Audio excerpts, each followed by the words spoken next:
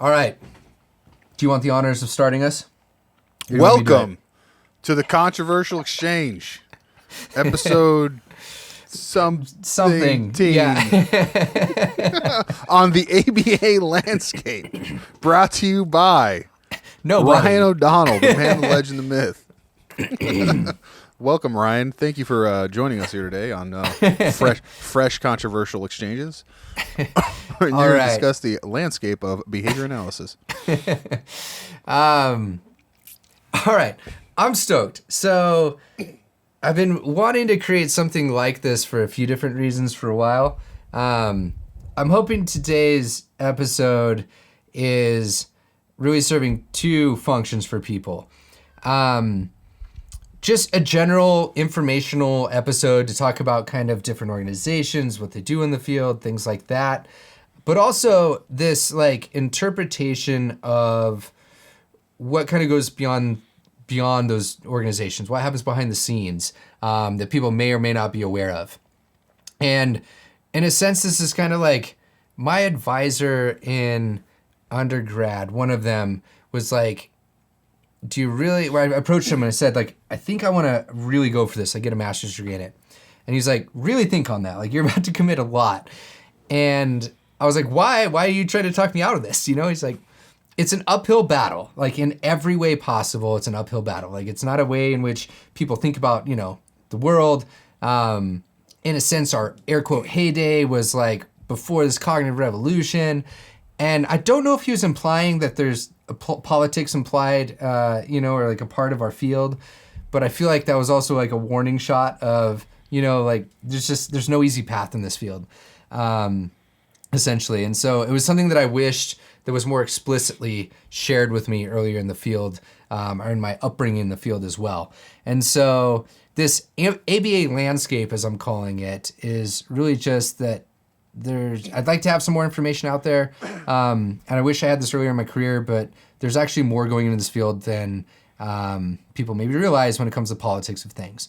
And so I wanted to start at this like more high level, molar level of the 30,000 foot view of what's going on and who's out there and whatnot. And really, I think we can go through this somewhat relatively fast, but if we find any threads, let's just roll with it, all right? Before you do that, can I just say that I find it so hilarious that everybody that does what we do has this moment in their career, and we were just talking about this before we even started the recording, that like you think there's going to be a grown-up or a mentor or like an adult in the room that's going to hold your hand and like be like, okay, this is what you need to know about what's going on. And it's always just that real like sage Mr. Miyagi innuendo conversation that you don't understand what everything actually was implied or inferred until you're knee deep in all this shit.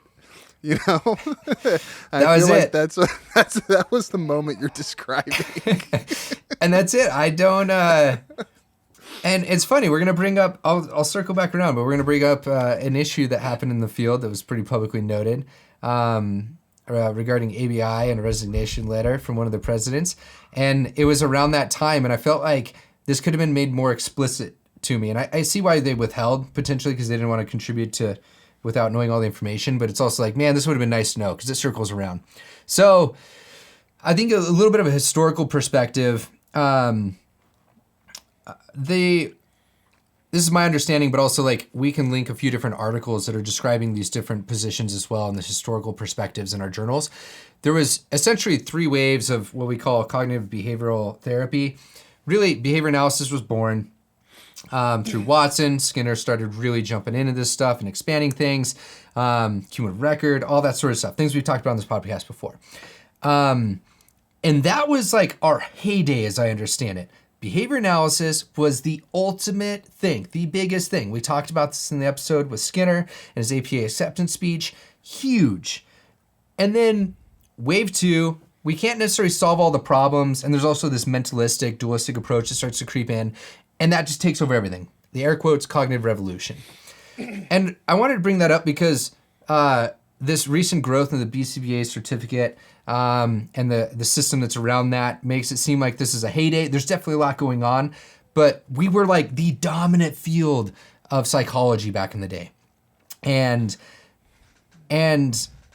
where that moved us to was essentially we were like a part of organizations like the American Psychological Association. Like there was discussions, and like in a sense that was the professional home of where behavior analysts were, but it didn't feel like a home as it's been stated in a lot of different areas. And so what they did is they started to branch off and build this Midwestern Association of Behavior Analysis. And this is what is now called the Association of Behavior Analysis International. The International was added, I think, in the 90s. But we chose to branch off as a community. Not everyone agreed with it, but we chose to branch off as a community and start to do our own thing. This is why you see like Florida Institute of Technology, where I went to school. It was a school of behavior analysis. They made it really explicit that they were not in the school of psychology. And these are all decisions that I think start to impact our field at the end of the day. Now, this second wave of behavior therapy and it not really fitting our style whatsoever and us branching off started to lead to the addition of more journals, JABA being born, much more journals after that as well. And really that started what led to the Florida certification, which then led into the Behavior Analysis Certification Board. And so that's kind of your like history in a nutshell, way too condensed. But that there was... I want to say one thing. I didn't even think about it as a cognitive revolution shoving behavior analysis out, because my understanding from anything that I've learned or any class, any historical perspective I've been taught on this, is it was more related as a reactionary thing as a result of like the behavior mod stuff that went on at that time period. Because a lot of people talk about how, or not a lot of people, I mean, it's just the facts that, you know, the way that behavior analysis, the way behavioral interventions were utilized under the context of behavior modification, you know, it did create a pretty aversive world out there and really painted us in a pretty difficult light. And then you pair that with A Clockwork Orange that coincided with that book and ultimately movie that additionally added just like visuals to the realities of how behavior analysis could be used or behavior modification at the time could be used for, you know, evil or whatever, or just, you know, obviously nefarious means, paired with the fact that this new emerging paradigm had come out between the 60s and the 70s and the psychedelic movements that went on there. And then you had people experimenting with like MDMA and like psychedelic drugs and looking for, you know, you had also, what was it called? What is it? New Age thinking and all that stuff brought out a lot more dualism on top of that. So as a result, that kind of enhanced the momentum that a second wave cognitive revolution had, that kind of shoved us to the sidelines and kind of created this rift.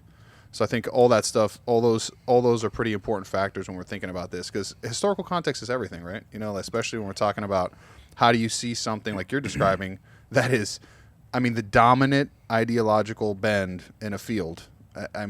There's no other way to put it, to being almost like a peripheral subset of a discipline. I mean, you know, so I don't want to back to Java Jab, but I don't want to. I agree with that. Thanks for that.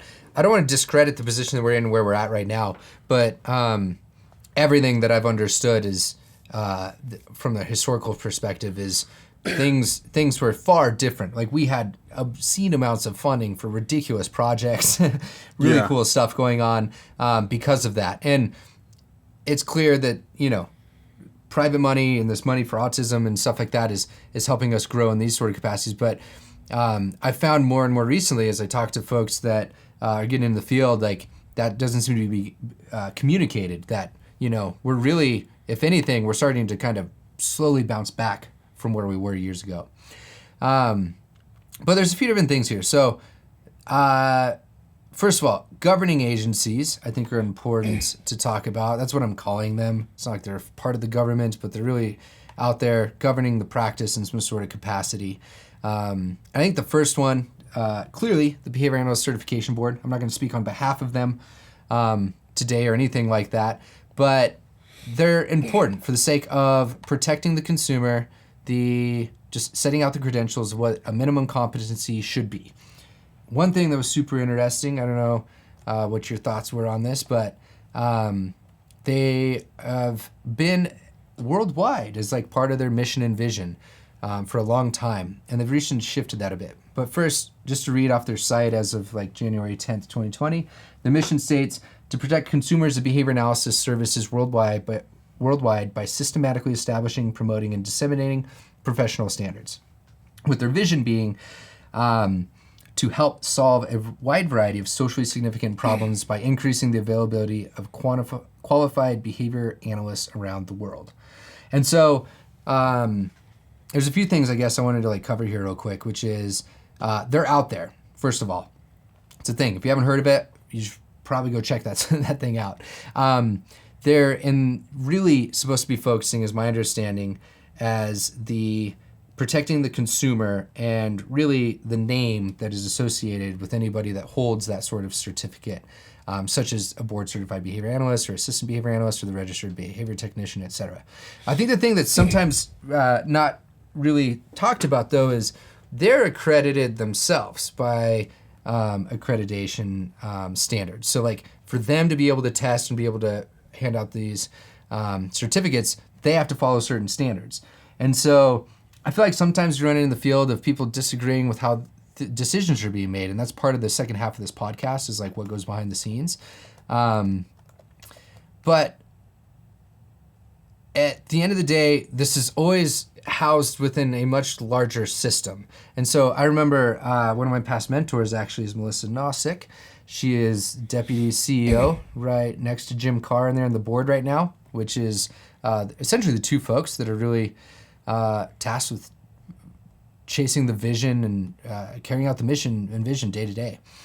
And I believe it's about a 5-year time span that they can work within, from the time where they think that they might need to make a change to where they have to announce the change to allow people to be able to alter those sort of things. So like the most recent, or let's take a practical one. If you're going to roll out a new task list, right, on what should constitute the minimum standards in behavior analysis, if you change that overnight, what you do is you're gonna cause problems for everyone that is currently trying to go through their coursework and such. And so what I'm trying to get at here is like these standards are set up to where they have to communicate them in a certain how am I trying to say this?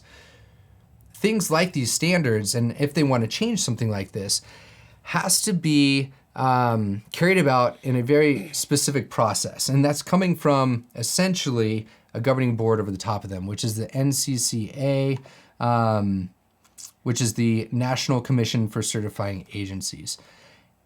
And so I feel like sometimes, I don't know if you feel this way, but like, let's take the most recent example of what's coming down the pipeline, which is they made an announcement that they needed to essentially change the way in which they were approaching international certificates. So, do you remember that email? Oh yeah, man! It set the internet on fire. The behavior internet on fire. Are you kidding me? I mean, I'm pretty sure I could smell the hair burning. People set themselves through my screen. People were pretty livid over that. Yeah. I don't know. I'll describe it real quick, and then I want your idea on it. So, it's pretty simple in the sense of they came out with some statements that they need to change the way in which they are really going about evaluating who can hold the credentials that they oversee. So the board certified behavior analyst, assistant behavior analyst, the RBT, and the thing that really upset a lot of people is it was a very clear announcement that the changes were going to be a fewfold. First of all, that they are stepping back, and anybody that's not in the U.S. or Canada, after I believe it's starting in 2023, will not be able to pursue those sort of things, or it's not going to have any weight in the countries outside of the United States and Canada. But the other side there too was they were changing the testing languages and what was going to be acceptable language, and really just limited it only at this point to English only, which was a whole different discussion, I think. Not really. Those are two separate issues, and not really. That's not really the point of this. And I mean, we can talk about both of those problems. I mean, I think it's reasonable to talk not problems, but both of those. Those are two significant. Well, they are the bones of contention with this change. Yeah. One that, as the governing agency, they're withdrawing basically from the global theater. I will say that there's statements, and it's unclear exactly how this help will come, but that they're all about sharing and trying to help these sort of people internationally with setting up their standards. But the biggest concern being like there's established, I believe it was stated there was already 61 international verified course sequences for behavior analysis. And so, Oh, I didn't know that. That's a lot. yeah, so you're That altering matters. you're altering the master's training programs of 61 different programs out there as a result of this announcement. Now, the reason I I would believe that. Why? if they built in that they're a part of this BACB credentialing system outside of the U.S. I mean, And all that so changes is the terminal result that they can get certification. The content stays, though. that's it. So, and really, that's a discussion for folks internationally. It's a discussion for like I could be a part of that, but I really don't think that my input's nearly as valuable as somebody else, I guess. You know what I mean? Like that's, I feel like for the powers that be to kind of sort out with the international community, and like if I can help out, cool. Well, what do you think about it? I mean, what do you think about the fact that like the BACB says, listen, we're a North American organization now. We're not a global organization. We cannot certify these people. We're not going to. Here's a 3-year timeline or whatever. Yeah. 3.5, 3-year timeline. Well, I guess there's 2 points. And First, we're going to offer our tests exclusively in English.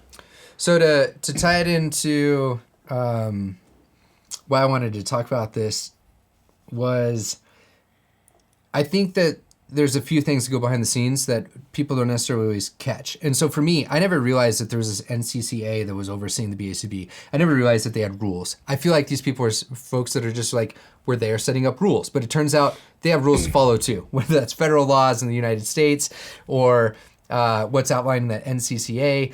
They have things to follow. And so for me, when I see a change like that, it's realization of there's other people influencing them.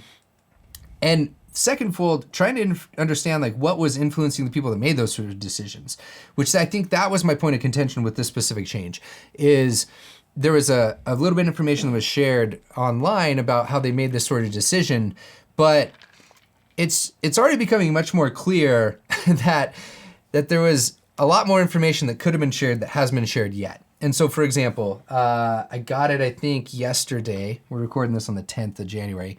An official letter. It appears to be coming out of primarily folks in the European area. At least that's who was tagged. And they've lined up some interesting facts on how the board apparently was at conferences discussing as if things were normal much after the decision was made by the board of directors to make this sort of change in August. And so there's a disconnect by a few months where they were out allegedly discussing issues with certificate holders and future certificate holders, as this is how these sort of things are, all it's kind of normal. Everything's par for course, right? When really there's some big heavy-handed things coming down. So I feel like with that one specifically, it's like, I think there's a lot more information that could be going on there. Maybe it's time for a PR firm to guide some of this. That's all superficial shit. That's like, I mean, if you're not ready to tell people, I mean, let's pretend like withdrawing from the international stage is being pregnant, and you're not ready to tell people. Yeah, you're gonna act normal because you're not ready to tell people. Yeah. So like, Well, it's your prerogative, and also the information isn't ready, locked in, finalized, or prepared to be disseminated. But I For mean, sure. before we get to that though, let's backstep for a step. And for real, like, so like, tell our listeners, like, what's your opinion on the thing? Like, do you think it's a good idea? Do you think it's a bad idea? Like, what's your subjective opinion? Well, not, here's not my. to, I'm not not to trying judge to. people, but just like from your own visceral response. Like, where do Well, you stand on it? My first thought was like, whoa, to be dropping that on like a holiday season is like, hey, this is happening. I really, Dimitri, I don't think that I have enough information to be able to judge that sort of thing at all. And that was my stance for anybody that asked me, is it's I think, and that's part of this discussion, is it's clear that there's a certain amount of information that's shared at certain points. And I get, your point of your analogy there on when it's time to tell people. Yeah. But to, like, for example, they stated in there like it was a multi-year discussion about whether or not they should do it, and they looked at different things. But I think the largest thing that's come out of this is the international community of certificate holders saying, where did these discussions happen? And that's the thing for me, is like, I've been lucky to be able to travel around and talk to people in different capacities, and I saw discussions like this happening, but never as a result of the board. It was just things that people were talking about because there was a pressure in their local community. Like they were asking questions of, should we follow the BACB standards? Should we develop something that's not, formally based in the North American landscape, the U.S. to be specific? And so I really, man, at the end of the day, like, I don't think I have enough information. I don't think I ever will unless I wanted to jump into a system like that. And I feel like that's part of the problem is not enough information flowing going on from these larger entities. And we're getting a little bit before this, but like that's going to be one of the themes of this is like we need more information. But what was your take? Oh, and hold on. The English only is complete bullshit. Like I think that like, I can't get behind. What the fuck? I can get. You're saying that you're going to provide an English only test in the United States and in Canada when the official languages are beyond just the English language. Well, America and we know the United States doesn't have an official language, so. And Canada has English and French, I believe. French, yeah. But we know the number of folks that are like Latino and Spanish speaking. Yeah, at least Spanish, man. Yeah, dude, at least Spanish. And they've got these things translated, and this is where like I know they're translated. I know people have been able to take tests in different languages, but I still don't know the extent to which the decision was made to do that. And the U.S. demographics alone, by 2050, we're going to be majority Latino in this country. Like Spanish is going to play a big role in what America is going to look like. So I mean, I think that we need to get on that train. Yeah, and so I'm hoping today what we can do is just like an appreciation for there's a lot of shit that goes behind the scenes. A lot of shit. Yeah. And some of it's dictated to us. Some of it you could work your ass off and get into a position to be able to influence potentially. But it's out there, right? I think the thing that's hard for me on this is that both point of views seem fair. Which seems like an impossible or ridiculous statement to make or like a hedging, because I'm not trying to hedge. Yeah. Because, I mean, if anyone's listening to the podcast, they know that we don't hedge here, but at least do our best not to hedge. But let me explain my point. On the one hand, number one, the punk rocker in me wants to say, fuck the man.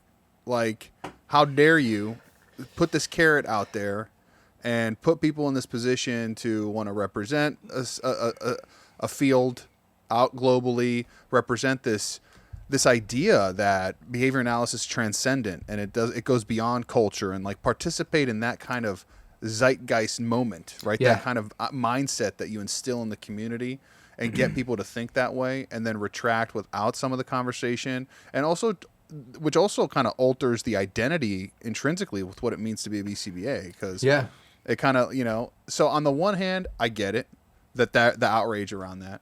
But on the other hand, though, like if you want to be fair-minded about it, again, with the limited information that we have based on what we saw, there's a couple different spins or interpretations you can put on it. You can also say that the BACB is being wholly responsible, like they're being ethical. They're saying, hey, listen, there's a limitation in the scope that an organization based out of Boulder, Colorado, that was initially intended to serve 1,500 people or whatever it was, now has blown up to 37,000 certificates, just their BCBAs, plus 66 or whatever, a ridiculous amount of RBTs, not to mention the there's about 192 free countries in the world, so that's 192 language just in that. Some of them have another 6 or 7 languages inside of them, so 500 possible, 6,000, I don't know, pick a really crazy number of possible languages out there to mitigate things, to translate the science in, and not only that, but also adapt it so that it fits within a cultural awareness, cultural competency landscape. And it's like, whoa,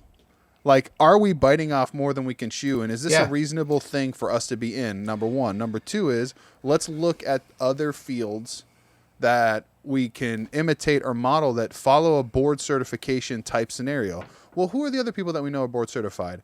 I think you have board certified neurosurgeons? Yeah, right? so it's board clear. certified heart surgeons. Yeah. Like similar types of disciplines. And if you think about it, they're regulated by the American Medical Association. They're not regulated by the international. So, like, as a matter of fact, if I'm not mistaken, Europe has their own version of the DSM even. So diagnostic criteria vary continentally, right? Yeah. So if you can have something like that, it's almost the most responsible thing that they can do. It just is unfortunate the way it's happening, because the intention and the mindset and the way that the culture and the identity of behavior analysts has been built around it it kind of falters in the face of this, I think, or like disintegrates in response to it. Yeah, I think you stated very well. And for me, to add to it, it's clear that we're following this medical model. That's what people are talking about when they're citing, things that don't have international standards, like you described with the American Medical Association and such. And yeah, like my only thing I did put out there publicly was like, I think the best time to have made a decision like this would have been when it was first conceived of, the BACB. The second best time is now, because if you're going to make something so drastic, you've got to be able to allow people to start making changes in their local areas. And it really sucks all the way around. But yeah, I think that's an example of there's things that go on in this field. And that was one that was like, for people like that could potentially alter what you're doing and how you're going about things very quickly. So for example, I know that the UAE had built in that the BACB certificates were a part of their licensure system. And so by saying that it's no longer going to be valid as of that 2023, as it would stand, that potentially puts some forks in the roads for them, because their licensure is built off of it. They've got people already in a grad program. So the people actively sitting right now get that sort of email, and they're like, wait, what am I signing up for? What happens in 3 years? And so... if you think about it, though, this is a good thing. And I this is where my take is on it, as far as why I think this is a good thing. Because I think that whenever you have a high concentration of control, power, and dictates, you have these kind of like unilateral decisions that put people in a position to be incredibly pissed off because 3 people in a room, a smoky backlit room, decided to make a move that affects an entire community.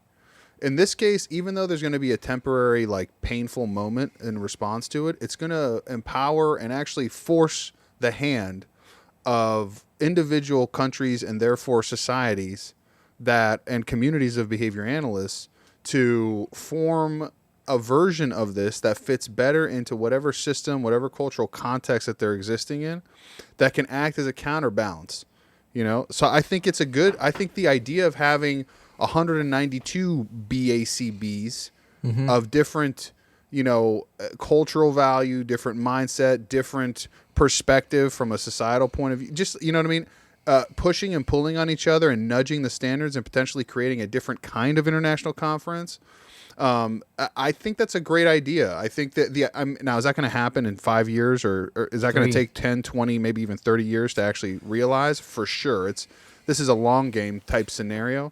Well, but ultimately, I think it's better if you think about it that way. Now, on the opposite side of that, it could just be like, okay, great, congratulations. None of these countries have the infrastructure or enough people that are qualified to be able to do that, Dimitri. So, cool story, bro. I really love your dreams, but really, what we're witnessing is the collapse of behavior analysis across, most of those countries, sans like European nations and some in the like South Pacific Asia or whatever that have. Resources to be able to accommodate that, but everybody else is fucked. I think the devil's gonna be in the details with that one, and that's really where we'll see. And yeah, I guess to sum it up, I sometimes really just question like the information that's shared, and I get that there's timelines and what do you pick and whatnot, but I feel like erring on like the side of caution and saying here's more information would have been useful.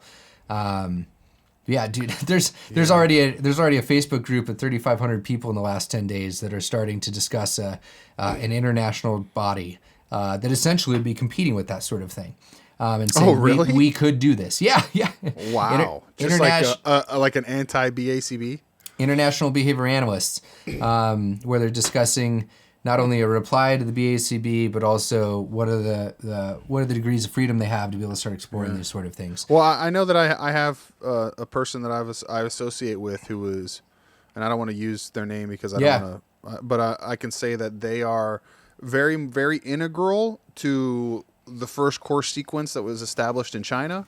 Mm-hmm. And I can say that, and I haven't spoken to this person at all, but I'm just guessing that they are probably pretty upset about what's going on right now. And I've heard some rumblings in the background from people from mutual friends and mutual contacts that it's pretty fucked up and pretty mad about it. But let's bring Again, this. man, like, how can you possibly do this without pissing somebody off? Like, I don't Oh even yeah. know.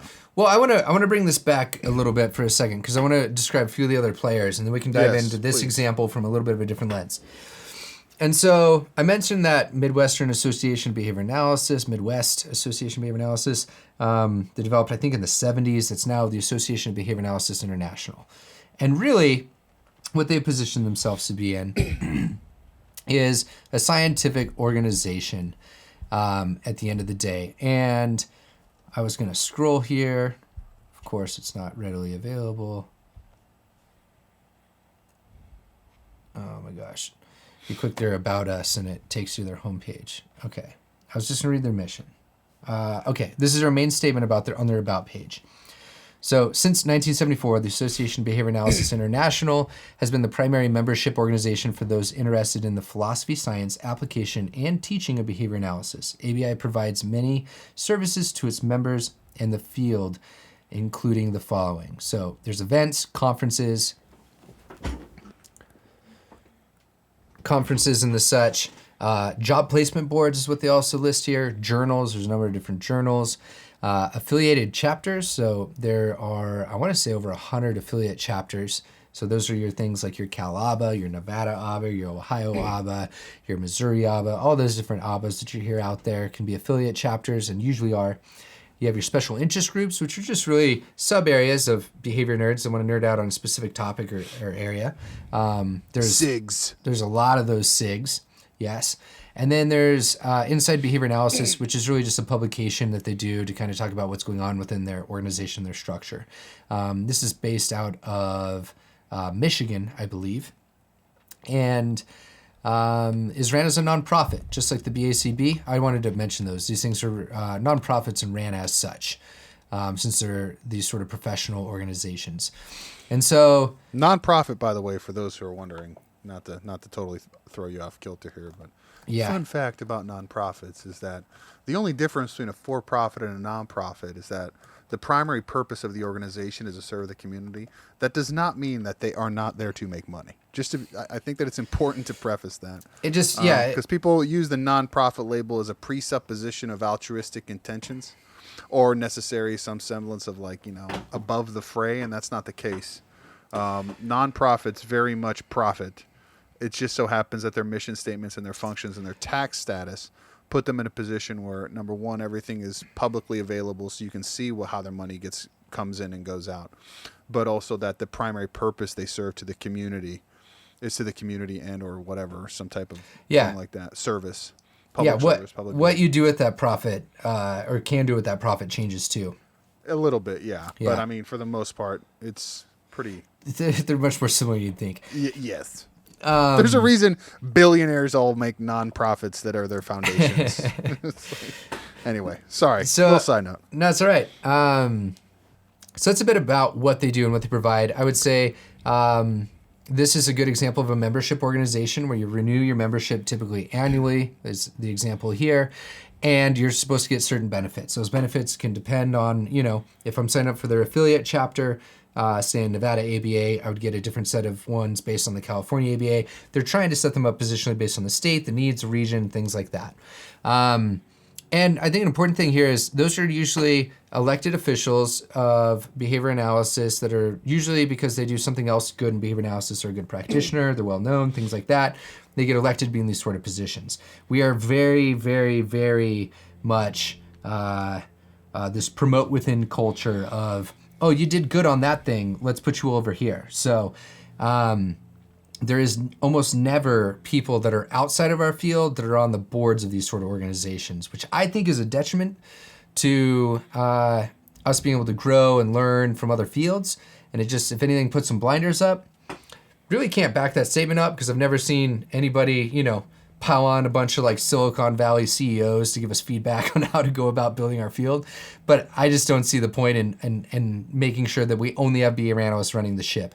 And I think it's operating in it's operating in a place of fear of not being able to retain, what we want to do and that kind of scientific academia rigor kind of flooding in.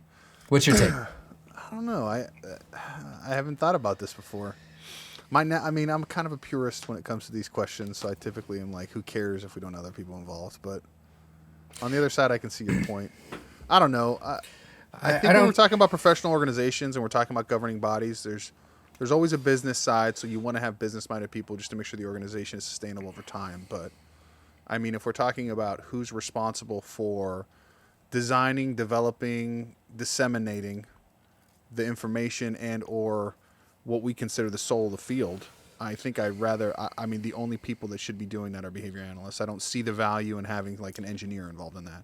Yeah. Unless it's a systems question, you know, or Well, even a physicist or a mathematician or like a biologist or an occupational therapist, which is what it would end up being, some behavior analysis adjacent field that I personally think has no value or contributory authority to what we would need or have. So yeah, I mean, again, that's my take on that. So I don't know if I agree with that. I think the technology fields would be so useful for us, man. If you had folks that were in computer science, AI, and those sort of things sitting in, because what they could do is they could offer like modern solutions to the current problems that the field's facing. So I think it'd be a mix. But that's a systems question, right? Okay, yeah. Those are different things. And that's what I'm saying. Is like I think boundaries would have to be put in place, but the fact that we don't have those feedback loops from other organizations like that, other fields and other perspectives, I think leads us to some problems as a culture. Sure. So, like I mentioned, they host events. They host a lot of different events. The ABI does. They're expensive as hell, which is what most people say, to be able to go to these sort of things. I would agree. I would also say that, I mean, clearly I'm in a pretty privileged spot in different ways in my life to be able to go to these sort of things all the time, but it's also been something that I have dedicated the resources to. You don't like this, huh? I don't not like it. I just can't stand it whenever you do that one thing. So I'm giving you this stink eye. You know what I'm talking about. You know, that thing with the stuff in the face. Let's cut that out. No, let's cut that out. That's cool. Hold on. I would say...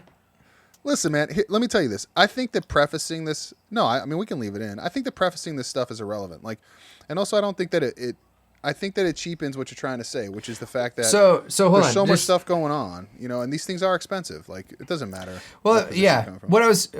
So what I was going to say is these events are expensive as hell, but I think it comes down to also figuring out how you're going to get your return on those sort of things. Yeah, ROI, baby. Yeah, and so for me, like ABI symbolizes me being able to interact with people that wear the 35, 40, 45-year-old member badges, which means that they've been in that organization since like day one.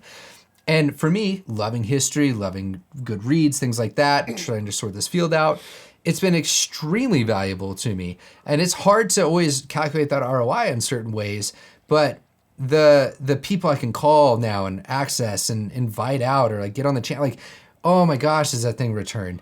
And I really think it comes down to, can you figure out a way to figure out what you're going for and link that up to your return on your investment?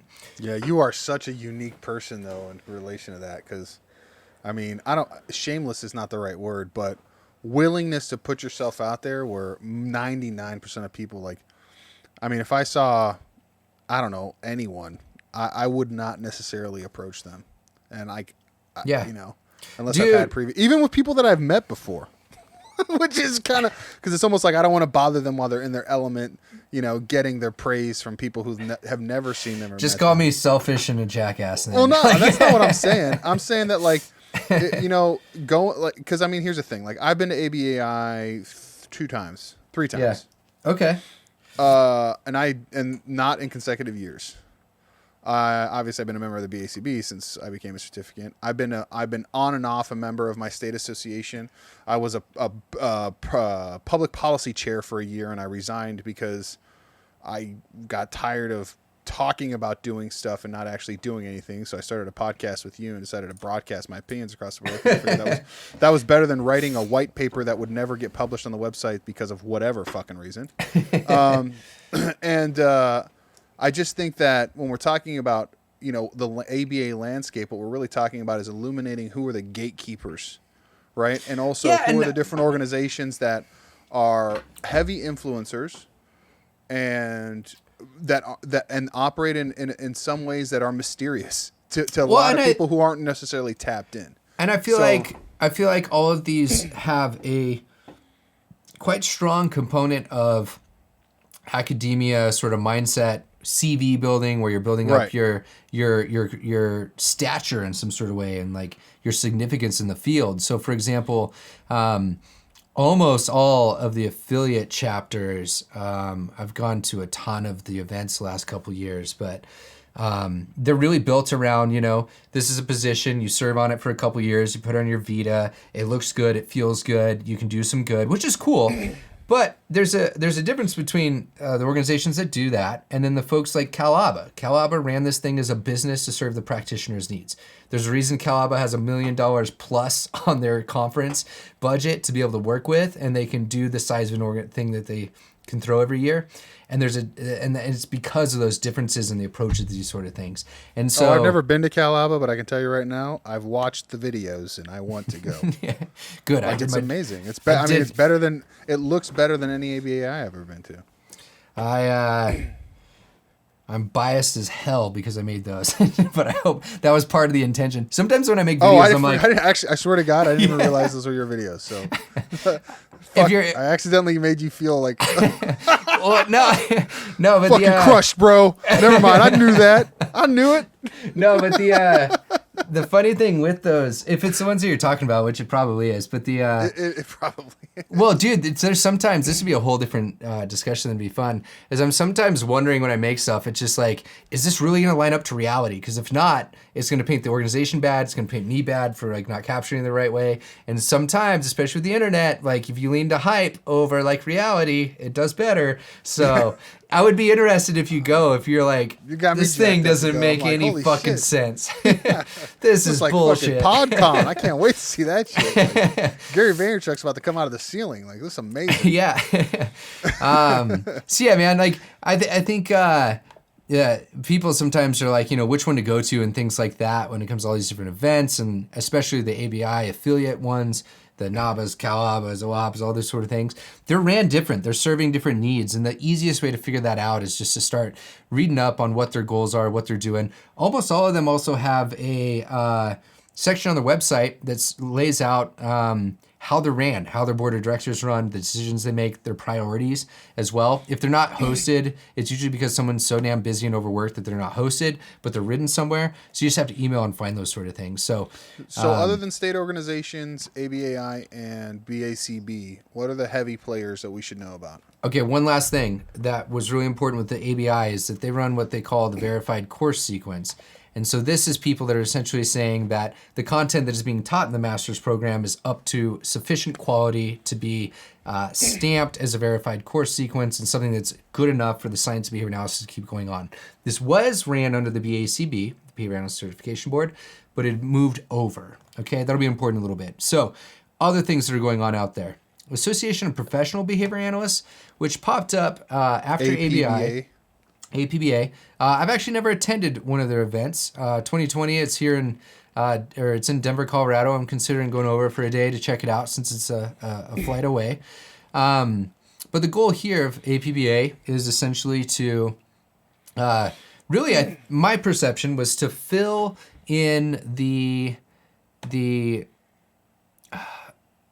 other side of the equation of what ABI was focusing on. So ABI is focusing on science and that sort of area. Really, APBA is trying to focus on the practitioner's needs. And so they run an annual event, very similar. It's about 750 people, I think, or so, or 1,000 that went to it. And they have their own agendas and things that they're working on. I would read you a mission statement and about, but their about section is, I'd be reading to you for 5 minutes on this, which is not a bad thing. Like, you get to know a lot, but there's nothing that is robust. There's nothing really close. There's multiple membership classes. It's a membership organization, meaning that you are subscribing again to it yearly to be able to access their benefits. And ABI and APBA both have paywalled content, meaning that there's going to be different things behind the paywall, whether it's information about what's going on, what they're doing, or if it's their past conferences and recordings, things like that. There's going to be value behind here. And I don't think that one's better than the other per se. My understanding is they both serve different niches within the field. But I'll bring up a little bit of the issues of them all working together a little bit later in this podcast. What else? The Cambridge Center for Behavioral Studies, one of my favorites when it comes to The best. just really cool information that usually ends up being topics that you and I love a lot, right? When it comes to theory, philosophy, and the implications of those sort of things. Their website's sometimes a little hard to navigate and get around because there's just a lot there. I know they've been working on fixing those links. There was like dead links all over the place years ago that were just kind of causing problems. But oh my gosh, The Cambridge Center for Behavioral Studies is a treasure in the behavior world that keeps alive and available stuff that is out of print and that you can never get. So, if you're looking for a book that might be out of print, or if you're looking for something very interesting and unique, that's the place to go. Like, for example, you can buy a navigatable PDF copy of Izzy Gold Diamond's Blue Books from there. yes. You can get a copy of Joe Harless's The Eden Conspiracy from the conversation we had with Carl Binder. That's a absolutely amazing book on education reform. One of my favorites from a behavioral perspective. One of my favorites is this this book here, Behavioral Science: Tales of Inspiration, Discovery, and Service. What it is just really badass behavior analysts in my mind, describing a lot of the in between the margins, the things that happen that weren't necessarily put out there. Man, there's some dope stuff here. Like, there's discussions about entire companies that were built to solve problems that people don't even realize were built off behavioral technology. Closed captioning was a service developed by, in part, a behavior analyst. I'm going to withhold the name just so motherfuckers will buy this and go check it out. But, like, the reason we have closed captioning is because of a behavior analyst. Like, how damn cool is that? Sesame Street was working because of the same behavior analyst. Isn't that dope? Yeah. Like Yeah, man, shit that we all experience. And people never know it. They just don't pay attention. It's because it's in these like, little weird spots. Because of the Cambridge Center. So, yeah, shout out to him. give him the love. Go buy something. So good. Buy a book. Read it. You deserve it. Your brain deserves the food. What else? Next is what? You got the Skinner Foundation. Yeah, hold on. I'm blanking on the motherfucker's name. Francis Mechner. I'm going to cut this out. I was going to say, dude, don't. Spoiler alert. Francis Mechner, man. It's your boy Mex. The Mex. He's so cool, dude. I knew that motherfucker from back in the day. I don't know if you know that. Yeah. Just joking. used to play jacks in the streets and hopscotch. Wait, I would love to get him on a conversation sometime. Is he still alive? Yeah. Unless he's died in the last 9 months. I hope not. Okay. He's my fucking hero, dude. If I have a hero in behavior analysis living right now, he was a Jew that lived through the Holocaust. Oh my God. Yeah, dude. That's a different level person. Dude. Yeah. Like, there was some insane shit that happened to that guy in his life. Hold on. I'm getting too excited on that. Yeah. All right.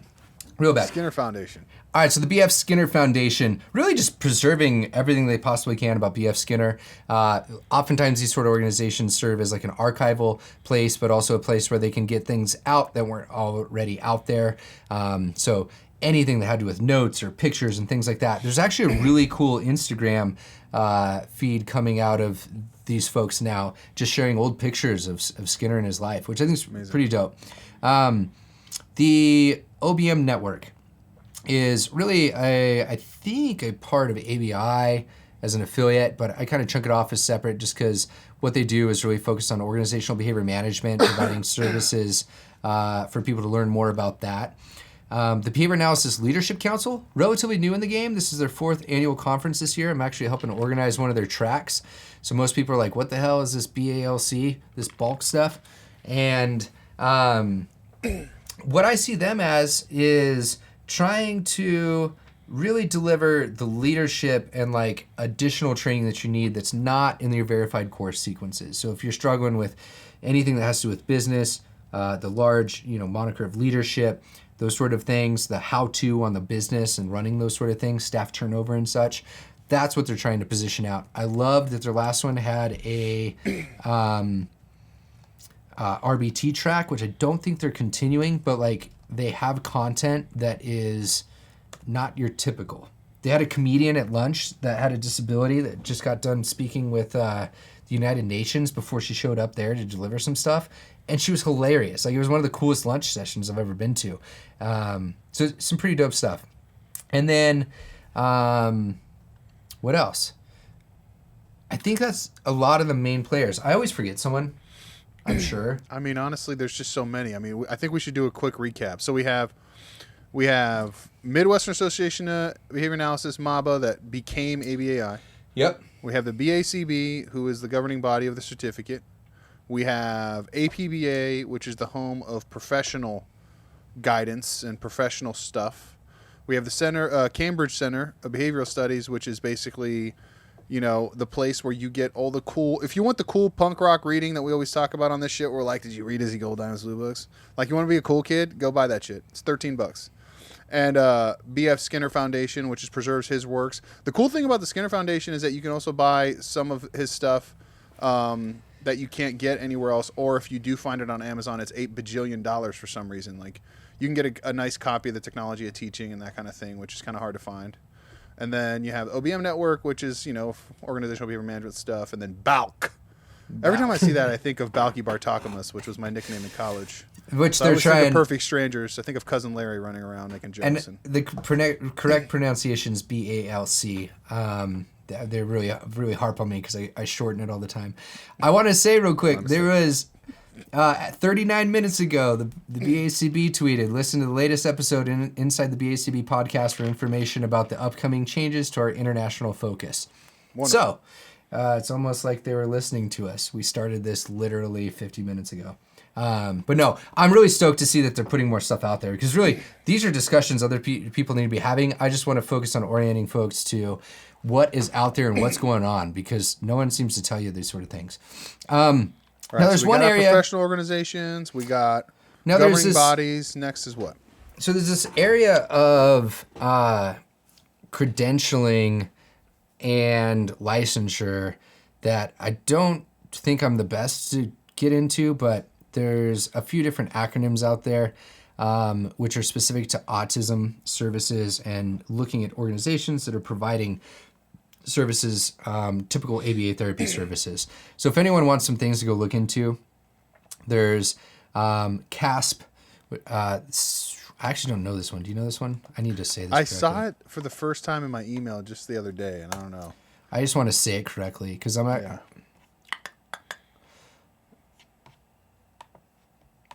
Fuck.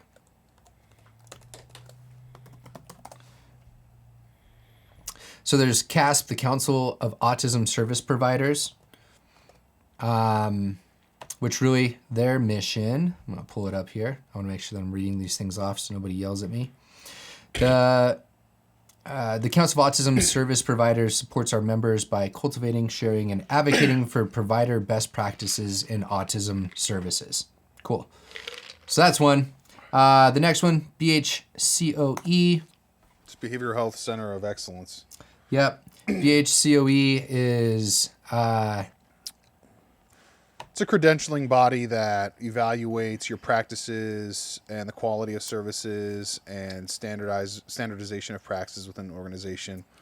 So their mission... declares you to be excellent or not. Their mission is dramatically improve quality of care for consumers across the world through accreditation of organizations providing behavior analytic services. Vision being the trusted leader in standards development for organizational best practices. I think they've been around about 5 years or so-ish, which... This also brings up two others that I don't know much about, which are I didn't even have the time to research here. But again, the whole point of this mini section is that this stuff's over my head on the specifics of what's going on outside of orienting everyone to them. But there's the QABA, which I think is a qualified ABA credential people are working on. The BICC, which is behavior intervention credential of some sort. So if anyone's looking at autism specific, we could branch this into an entire mini series of itself of what's going on with those, but be aware that they're out there. But I wanted to kind of set the stage to bring this up for, oftentimes I see on, someone threw this on Reddit for me the other day when I was sharing something about just how the field's kind of structured. And they said, who elects people in these roles? And like, how do we know that these people are qualified to be making these sort of decisions? And I was like, that's a great question. That's an unbelievably good question. And almost all of these are elected positions, or they're nonprofits with elected positions, or they're nonprofits with the board of directors that are selected to help guide whatever mission it is. So I really don't think that any of these are like organizations that you can't work yourself into. I'm sure there's certain positions, like I couldn't just work myself into the CEO of the BACB. There's one spot, like the chances are pretty slim, and I don't think I'm equipped for that. But many of these that I've talked about, the B.F. Skinner Foundation, Cambridge Center, ABI, I've all served some sort of volunteer role for various different capacities. ABI was helping on the team of creating, and their second education conference, the material out of that. Cambridge Center, actually, we have a project where we're supposed to be getting a lot of their stuff in ebook format. We ran into some hiccups, and I've been stagnant on that project for 2 years. Still stagnant on it. And so my point here is, like, you can work into these sort of things. Have you been serving in any capacity in anything that we've talked about? Yeah, I mean, I did the public policy thing for a year for OABA, but not really. Man, this is where I struggle. Like, when we're talking about these things, I'm like, I don't know. No, I have not. And mostly because it goes back to what we're talking about is the ideological and the way the systemic bend is in a lot of these organizations, that they're so tied historically to academia that they very much follow that kind of hierarchical structure and that kind of like pay your dues and move through the political landscape of their systems and organizations. And they're really, really slow moving. Yeah. Because of it. Because they're mostly bureaucratic agencies run by ivory tower academics. So like they're not risk takers for the most part. And like for who I am and how I roll and the life that I live, it is an excruciating process to participate in systems like that. So I abstain respectfully. Maybe one day that'll change if I get older and I'm slowing down a little bit and my brain can handle mind-numbing snail's pace evolution. But no, I do not serve on it. And honestly, like for some of these, I don't really know if I see a ton of value. I mean, the BACB makes it possible for you to make a living. So that's kind of like, there is no choice to participate in that, in my opinion, if you're a behavior analyst. ABAI, you can take it or leave it. I mean, they have a great plethora of information on their website, and actually they have some recorded talks that you can access for CEUs that are really good, and they're deep. Like they're for the learned. Like you have to already have. They have a couple on behavioral economics and behavioral momentum theory that were done by legitimate EAB folks. That if you're not that could go over your average practitioner's head, and they've even gone over my head in a couple of those talks. Like, and again, not to say that I'm necessarily distinguishing, but I mean they're advanced. You can be 10 years in the field and you're still like, I don't understand a single word this person's saying. Which one that I forgot that's is the Society for the Quantitative Analysis of Behavior. Squab, so epic. Good. Squab. I hope there's a Squab listener that's now feeling revitalized because it wasn't. Shout out to the Squabbers. Shout out to Squab. APBA, I've never been, but I have been in contact with people that are part of it as a result of being in that position I was in before. And so, but also I'm not a conference junkie either. Yeah. See, for me, it was just, there was too many to go to, and I literally go off of like, which one can I get to next? And like, what's the most economical situation? And for the most part, I was just like a baby of ABI, and so I planned my time around that, and APBA was always a couple months before, and there was no way that I could afford two professional organizations like that back-to-back in conferences. It gets expensive, just so damn expensive, Yeah, I mean, your certificates, what, $200-$300 every couple years now? Your ABAI is like $450 a year, I think.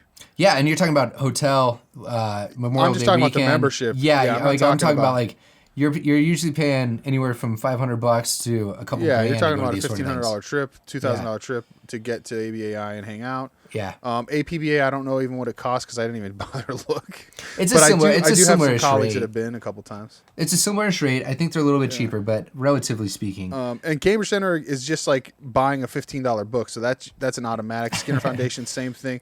OBM Network. we recorded an episode that we didn't publish, so my opinions on OBM are not necessarily ready for public consumption. But let's just say that personally, I don't know if I necessarily see a ton of value there, but that's me. I don't know anything about the BALC for me to have comment on that. I can say about the credentialing bodies that we were talking about, it just depends on what your business and what your organization needs. I mean, I personally generally don't think that additional regulatory oversight, even if it's well-intentioned, is a good thing. Yeah. So if I were personally a business owner, I would not pursue those things because I know for a fact for one of them, for example, like the BHCOE makes a claim that you join a network where you can negotiate for higher rates. Maybe it's true. Maybe I don't know the validity of that or really how much the ROI is based on the cost. Yeah. To really have a commentary on that. But I can say that the hoops that you would jump through and or the way that it's structured, unless you're operating with a medical model, like for me personally, I would prefer, like if I start a business tomorrow, I'm going to run an educational model. I'm not even going to run in a medical model because I think the medical model is like doomed to fail, number one, and number two, really ties your hands. So like that automatically disqualifies any impact that those things would have for me. So as far as like, but anybody starting in the medical model or considering starting a business, like you need to soak up everything. I think not only in the field and all these resources, but like that's one that I would say like soak up everything that they've offered freely available so that you can be informed. With that. Yeah. And that's why we're doing this episode. Cause I think no matter what, despite my personal opinions, which probably I shouldn't put out there as freely as I just did, but whatever, all these things do still matter. And that's kind of the point. The point is, even if you're not a member of ABAI, it impacts you as a member of the field. Even 100%. If you're not a member of APBA, it impacts you as a member of the field. Because these are movers, they're shakers, they're decision makers. They have gravity around them. And, you need to know where the centers of gravity are in whatever situation you are so that you can properly orient yourself. That's what's super critical about this. Just like we're trying to understand the environmental variables that are influencing the behavior that we're trying to manage day to day or help people out with, 100% the same way. These are just the system variables that you need to be aware of as to kind of just a little bit of like what they do and what they're doing, like keeping in touch with these sort of things gives you an idea of what's up. So where I wanted to pivot this to is this is kind of like where issues start to rise and there's kind of like a what really happens discussion. And so we can take this literally off of the example of the BACB making that announcement we discussed in the beginning. And it was made on the 30th or 31st of 2019, December, depending on what time zone you're in and such.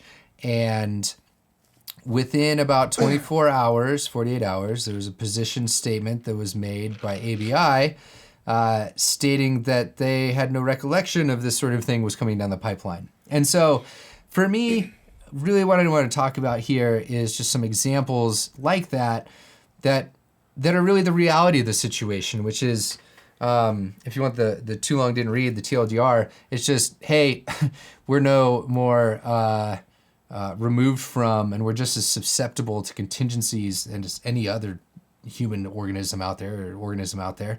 And it seems like there is continued disagreement and lack of coordination going on. And for what reason, I don't know, because that information is never really received. But we've got some stuff here as examples of that have been public knowledge out there that we can give as examples. So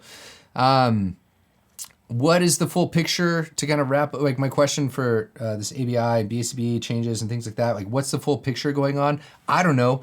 I just know what's consistently talked about is the Association of Behavior Analysis International, the Association of Professional Behavior Analysis, and the Behavior Analyst Certification Board continually off and on just don't get along.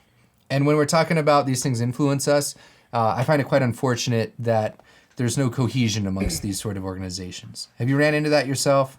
I mean, I think it's obvious from just watching the way that everything plays out constantly. Who's wagging the dog or the dog's wagging its ears or who fucking knows who's where. Like follow the queen scenario. Here's one thing I want to comment on that though, is that whenever you talk about professional organizations, and this goes back to kind of my commentary on its roots and origins from like the academy, that is very much a cultural element of the academy. A lot of cattiness, a lot of like territorialism, a lot of senseless need for ownership over everything in such a way as to restrict the way information flow occurs. So it's like a heavy control function, and it makes no sense to me in terms of like what those types of entities typically are intended to represent, which is supposed to be like the most open opportunity for expression and freedom to exist and think. But that is to be what it is. So as far as infighting, I don't know. I guess I kind of always assumed that the BACB and ABA had a good relationship because, passing off something like a course sequence to another organization is kind of a big deal. Even though you do have in your notes here, and I didn't realize this, that ABAI posted out, for example, in relation to this announcement, a notification that it was the first time they had even heard of it. and they passed crazy. They passed off. They reported that they passed off this verified course sequence and finished everything like 24 hours before the announcement was made. So they're kind of like, everything seemed perfect, and then kaboom, which this is where I honestly do not know who to trust when there's conflicting information. And it's not that it's not that I distrust people. It's just like when there's conflicting information, I don't know what to do. And dude, to be like real talk with you, I told you this the last time we recorded, I was working on this piece that's just kind of like, I don't want to be a part of like who said what and who did what and this sort of shit, because it's clear that you can't get the information to even do those sort of things. So like, yeah, that's topical things in the field. Like, I am so glad the Behavior Analyst Certification Board is putting more stuff out in like this podcast, because let's just hear it. Like, let's keep putting pressure on them. Disambiguation is important. Yeah. What's funny is that like, we did the year in review episode, and I feel like we've had such a light tone on the podcast the last few recordings.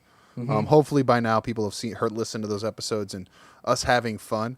And just looking at the outline for this topic, dude, my blood pressure rose like 7 fucking points. Well, I don't know what it is about this topic that makes me want to go like all full blown Sam Kinison pissed off, like screaming into the microphone. But like it for some reason it impacts me in this like emotional place.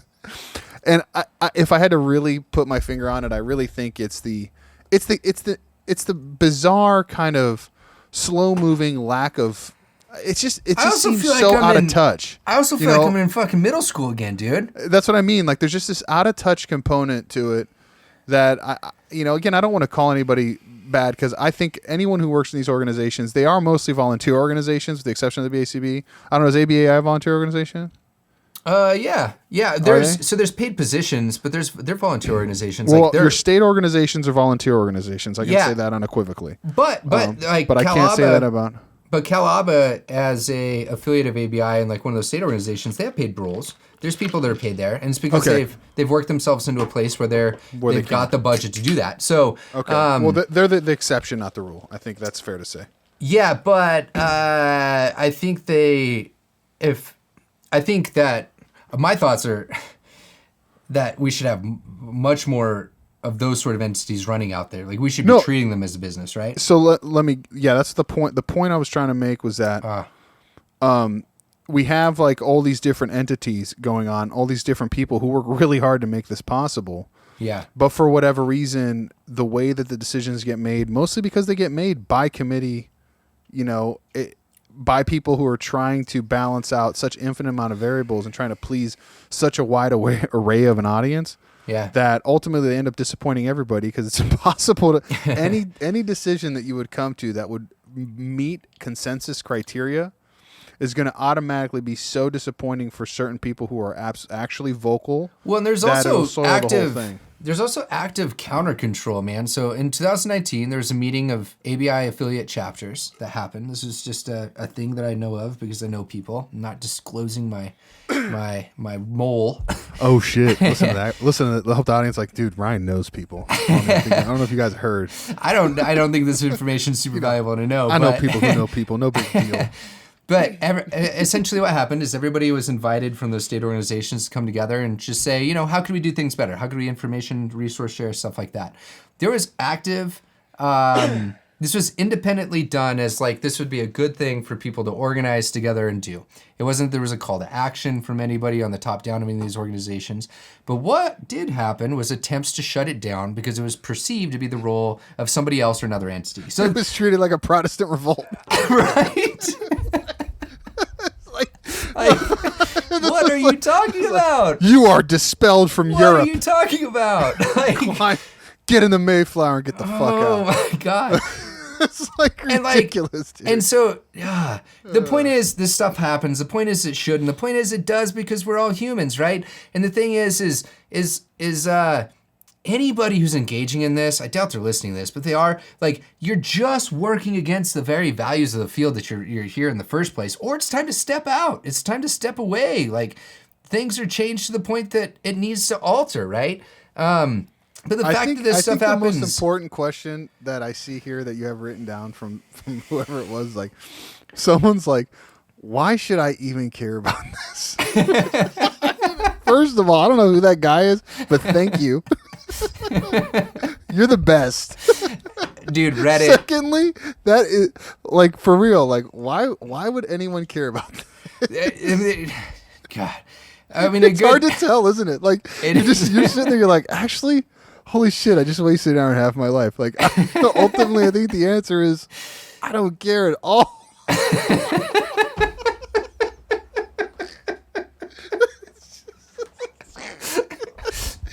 Oh my gosh. Do you think we would get a strongly worded letter if we published a podcast where the conclusion was, all right, folks, all right, listeners, bottom line is, just don't give a shit. Don't care about this even a little bit. Dude, I guarantee there's going to be some hate mail that comes in from this, if not a cease and desist. I would not be surprised if there's a cease and desist on there, or some strongly worded emails. Strongly worded letter. Sir, I accept your freedom You have of speech, overstepped your boundaries. But please take this strongly worded letter to denote my absolute satisfaction with your actions. If anyone's listening to this and you decide to send that, there may be a publication of that publicly on the web after too. So just really think about what you do there. That's great. And the thing, and oh man, there's so many thoughts, man. I mean, I don't want to get away from like the point of these things where like that realization of like, why does this shit happen? Why do I care? It's for me, it's an unfortunate byproduct of being humans that this stuff happens, and it happens in our field, and it's no different. You have roads to choose. You can choose your own fucking path. You can create one that I don't even know of. But it's like, do you want to be informed by these because they affect you, or do you just want to ignore them and do your day to day and however that is and just kind of go by it? And it really depends on what role you want to play in the field. And so if you're looking to get in the field and you're looking to be a part of these organizations, or ideas that these organizations are chasing, whether you want to be part of them or not, like this is a sense you kind of start to your lit review and what's going on out there. Yeah.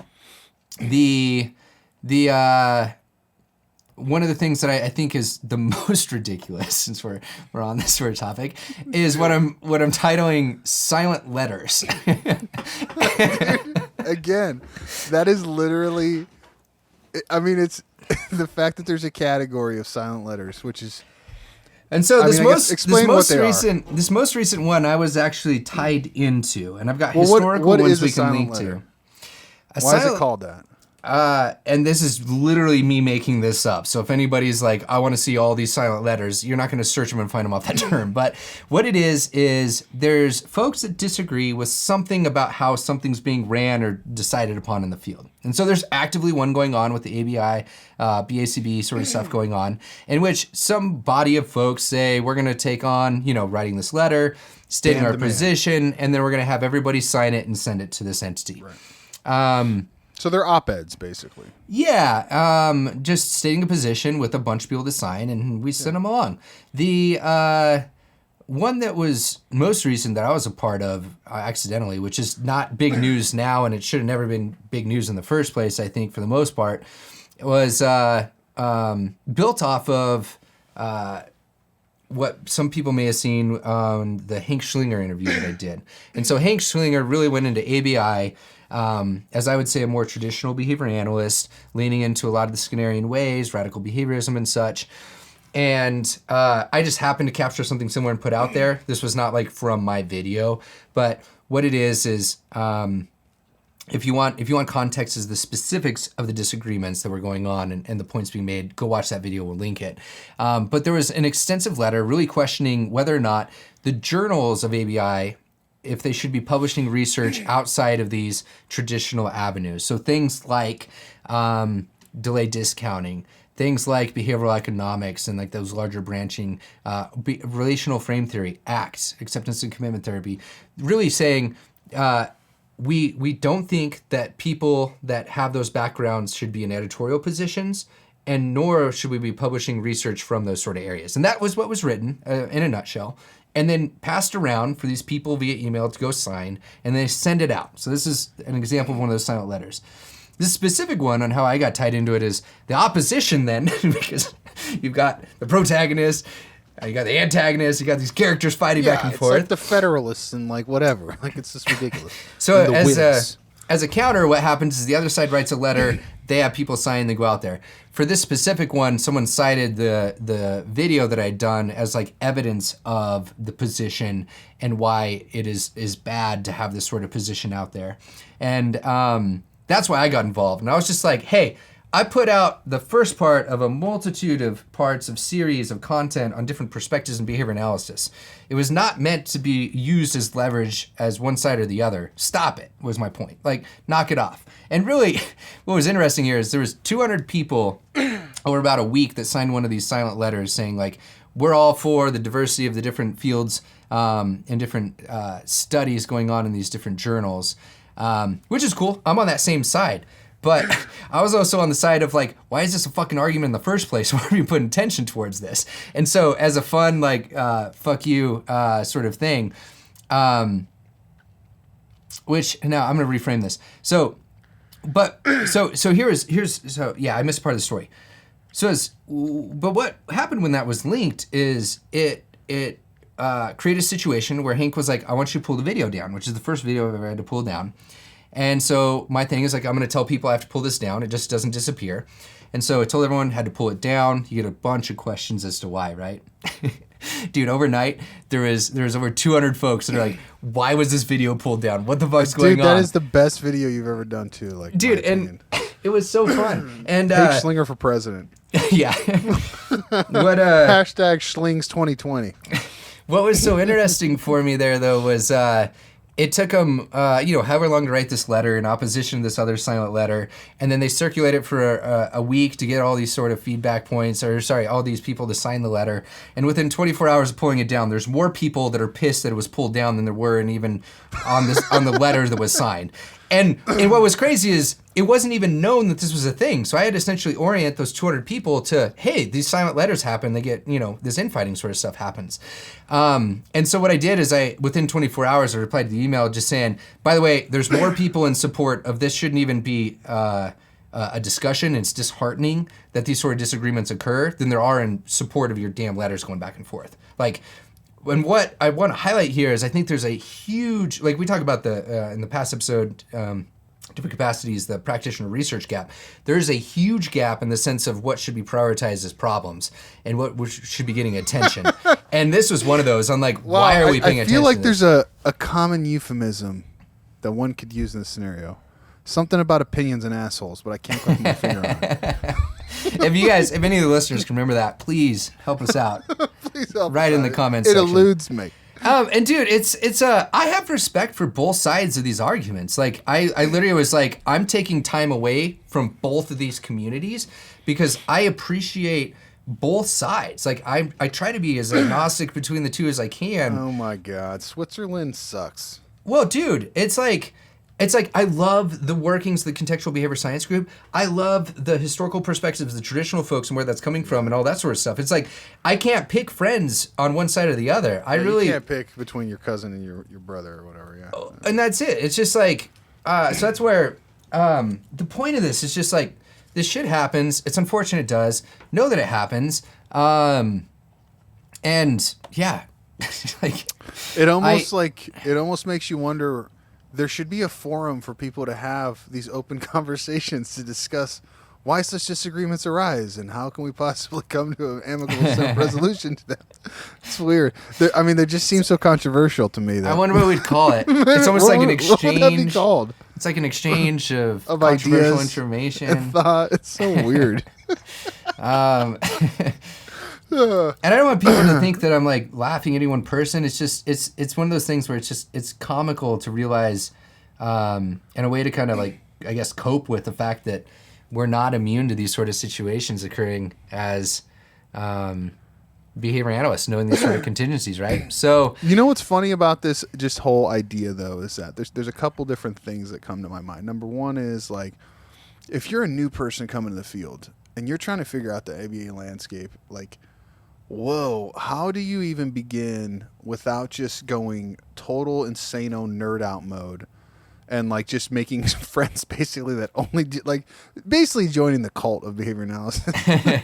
How do you possibly navigate understanding who these things are, what they are, how do they like, why do they matter, what influence do you have on them, how do you participate in them to actually use them for what they're intended to rather than getting used by them for money and like conference fees? And also just in general makes me think of a broader question like, man, are human animals capable of organizing in any capacity, even around something as innocuous as a science, without fighting with each other? Like, honest to God, the level of tribalism within what we do is so hilariously reflective of every other aspect of living that it seems almost like this inevitability that we should just accept and learn to love as a process, because eliminating it seems impossible. you could end the podcast right there. That was fantastic, man. There's a few others that I listed here that I wanted to get into, but they're not worth it now that we're going through this. There will be a couple things that we do link. One of them is a straight up description that I shared with Dimitri of an APBA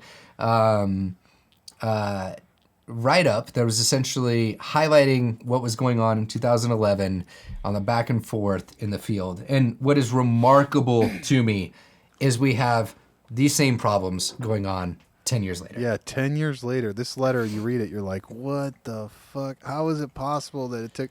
So Skinner said it in 19... Well, first of all, Skinner wrote it in like 54, Science, Human Behavior, 56, whatever year that was. He said it again in some interviews in the 60s. He said it again in Beyond Human Dignity and Walden 2 and whatever. He said it 8 days before he died. He wrote it. He wrote it in. Dude, Flight from the Lab. Why is what is it? Why are we not acting to save the world? He wrote that. Right. And then they released it 2010. Someone else did it too. It's just like some guy who's like, this is fucking absurd.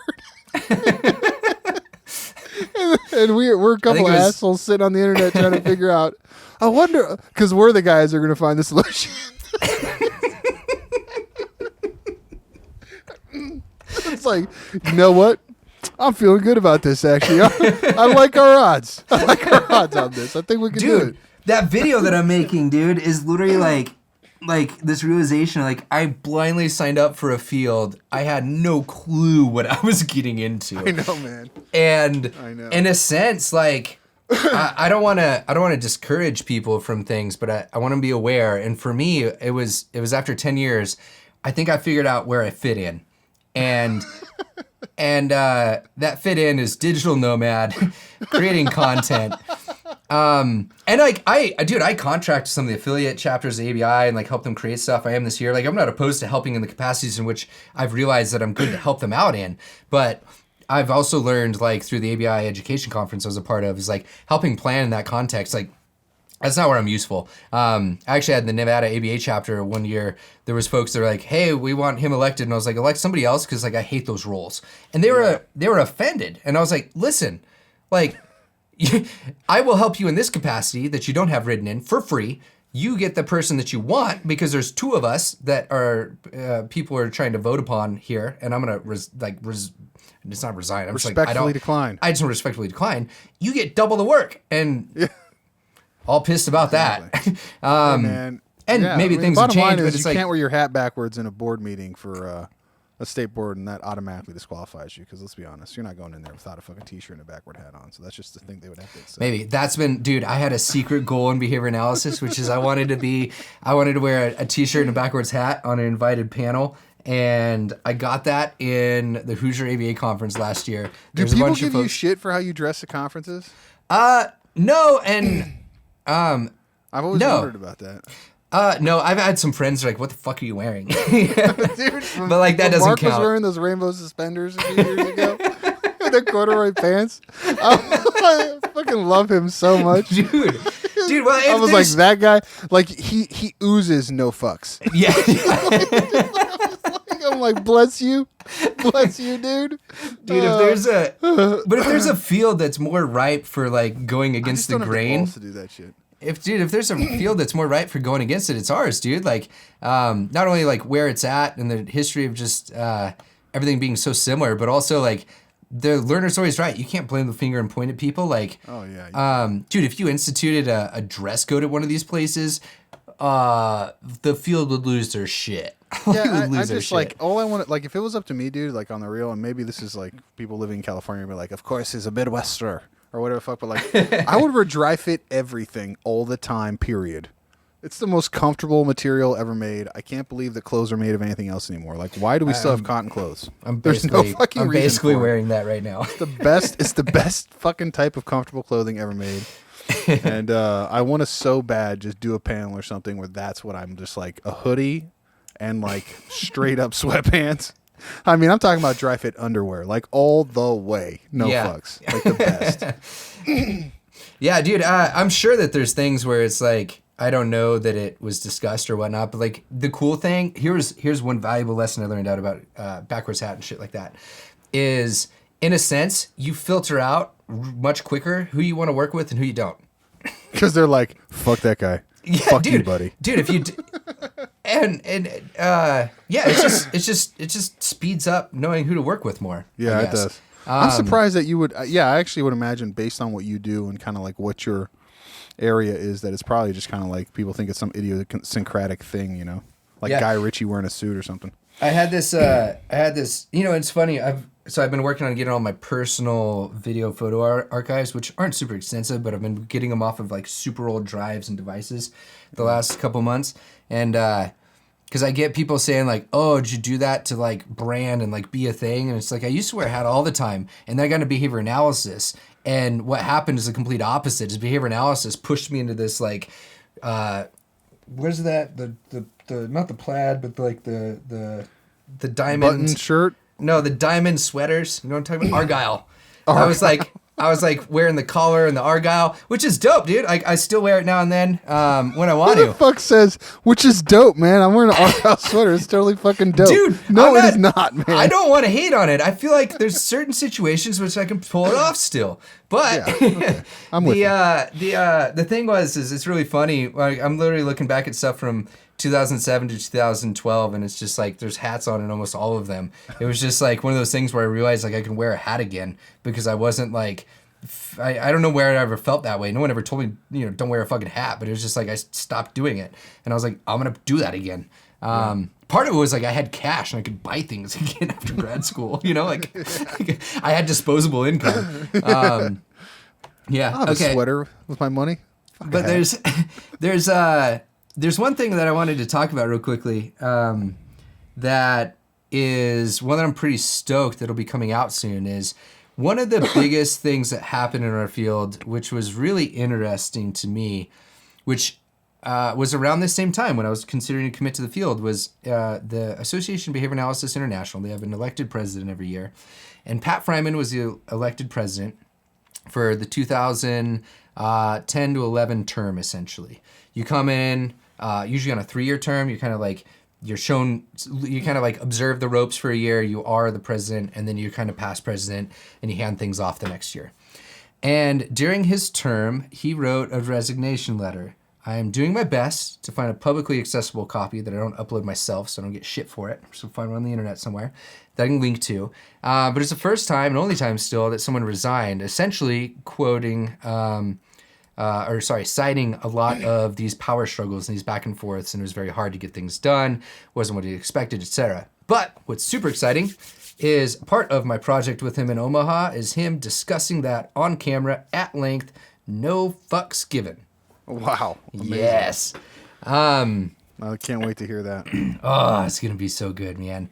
And the thing is I think we need to hear of some of the perspectives from people that go through those sort of things, because it's not, my point of bringing this up is this is not just from the punk dudes on the internet on a podcast. This is being felt from all angles. So it's really like, are we ever going to overcome this? I don't know, but like I think we could if we got together and just shook hands and figure out how to work with each other. Yeah, I think, yeah, I hear you on that, but I would like to say this, and hopefully somehow, somewhere, some way, this recording makes it into the ears of some of these people, some of the people who we wanted to talk to on the podcast, and or not even just on our podcast, but maybe in some other forum to really come out and say what they think. But I think that there is a lack of intellectual honesty at that level, and a lot of guardedness and a lot of self protection for survival reasons that people engage in, because those types of power hierarchies in terms of like in terms of those types of organizations are toxic, and they have a heavy they have heliocentric level gravitational pull on what could be someone's career. And especially if you have lofty, ambitious aspirations from that type of level, that you don't want to potentially jeopardize your future and or put yourself in a position to be at odds with people who could. And those are the sort of things, finger on the scale. Those are the sort of things that Pat cites is like what went through. He was you don't even have to tell me. You don't even have to say that for that to be such an obvious outcome. Because again, you know what I learned the when roots I was are academia. You know what I learned when I was working with him on that project was he said that the resignation happened, and long story short, there was some folks saying, "We want you to come explain yourself," and he's like, everything. Hold on a second. Hold on, no, let me keep Let's going. just role play that real quick. Hold on, we'll get there. Hold on, let me keep going. I promise. And so he goes, all the hotels are booked. I resigned. I'm gonna spend some time with family, and they're like, "No, we'll find a way to make this happen." So what they did is they literally brought him in and sat him against a divided community of the left and right, not politically, but of the more traditional folks and the other folks that, the people that agreed with him and didn't agree with him. And they had him explain himself. Would you ever do that to anybody? Like, imagine if your employee resigned and you said you have to come explain yourself to both sides.